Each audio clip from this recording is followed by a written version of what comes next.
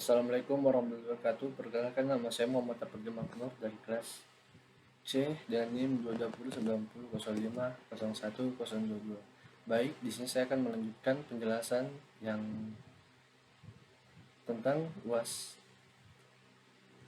pada materi kebijakan moneter.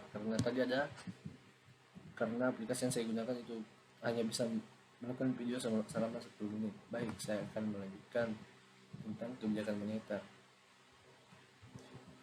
2. Mencapai pertumbuhan ekonomi yang stabil. Kebijakan moneter juga berperan dalam mencapai pertumbuhan ekonomi yang stabil dan berkelanjutan. Bank sentral dapat menggunakan alat kebijakan moneter seperti mengatur suku bunga untuk mengendalikan tingkat investasi dan konsumsi dalam perekonomian. Tujuannya adalah untuk mencapai pertumbuhan ekonomi yang seimbang, di mana perekonomian tumbuh dengan kecepatan dan moderat tanpa mengalami ketidakseimbangan yang merugikan seperti puncak yang tinggi atau resesi yang mendalam. 3. Mempromosikan stabilitas sistem keuangan. Kebijakan moneter juga berperan dalam mempromosikan stabilitas sistem keuangan. Bank sentral memiliki peran penting dalam menjaga stabilitas perbankan dan mencegah krisis keuangan. Mereka dapat mengatur kebijakan pengawasan likuiditas dan persyaratan modal untuk memastikan bahwa sistem keuangan beroperasi dengan baik dan risiko-risiko yang mungkin timbul dapat dikelola dengan baik. 4. Mengandalkan nilai tukar. Kebijakan moneter digunakan untuk mempengaruhi nilai tukar mata uang negara. Bank sentral dapat melakukan investasi di pasar valuta asing atau PALAS seperti dunia forex atau mengatur suku bunga untuk mempengaruhi permintaan penawaran mata uang. Tujuan pengendalian nilai tukar biasanya bermacam-macam, mulai dari menjaga stabilitas nilai tukar untuk memfasilitasi perdagangan internasional hingga mendorong daya saing ekspor dan pengembangan sektor tertentu dalam perekonomian. Selanjutnya, kebijakan fiskal.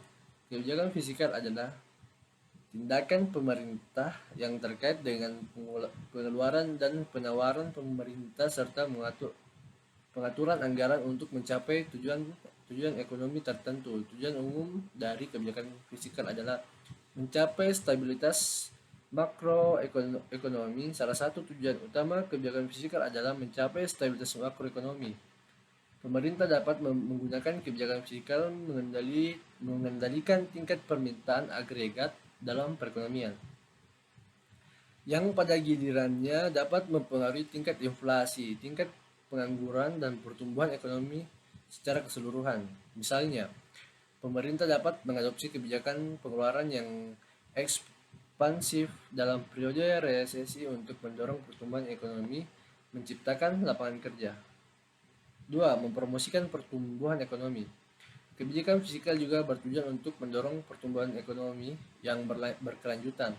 Pemerintah dapat menggunakan kebijakan pengeluaran publik yang berorientasi pada investasi dan infrastruktur, pendidikan, penelitian, dan pengembangan, serta dukungan bagi sektor ekonomi tertentu untuk merangsang pertumbuhan jangka panjang dan meningkatkan produktivitas.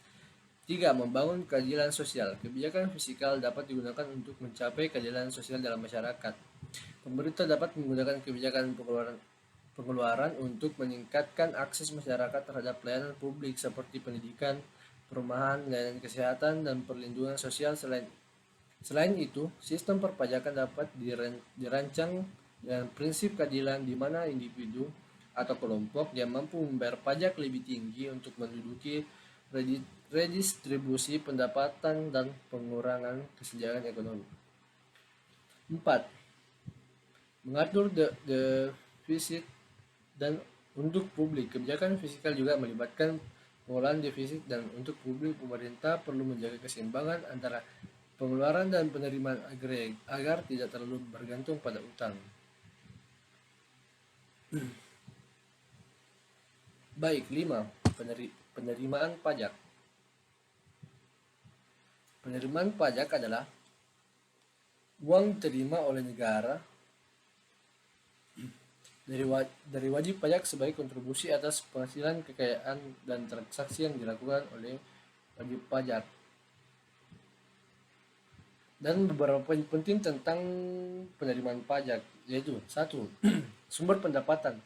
Penerima pajak menjadi salah satu sumber pendapatan utama pemerintah untuk membiayai pengeluaran publik dan menjalankan fungsi-fungsi pemerintahan seperti penyediaan infrastruktur, layanan publik, pertahanan, kesehatan, dan pendidikan.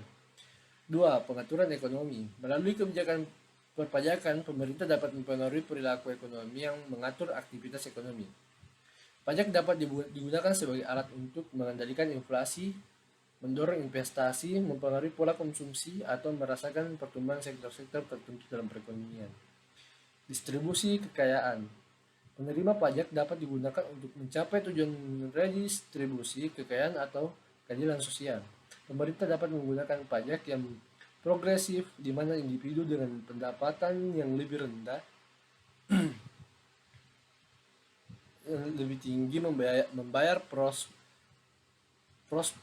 pajak yang lebih besar daripada individu dengan pendapatan yang lebih rendah. 4. Stabilitas keuangan publik. Penerima pajak yang memadai penting untuk menjaga stabilitas keuangan publik. Pajak yang cukup memungkinkan pemerintah untuk memenuhi kebijakan keuangan, seperti pembayaran utang, bunga pinjaman, dan pengeluaran rutin pemerintah. Baik, cukup sekian yang saya sampaikan. Kurang dan lebihnya mohon dimaafkan. Dengan kata, Assalamualaikum warahmatullahi wabarakatuh.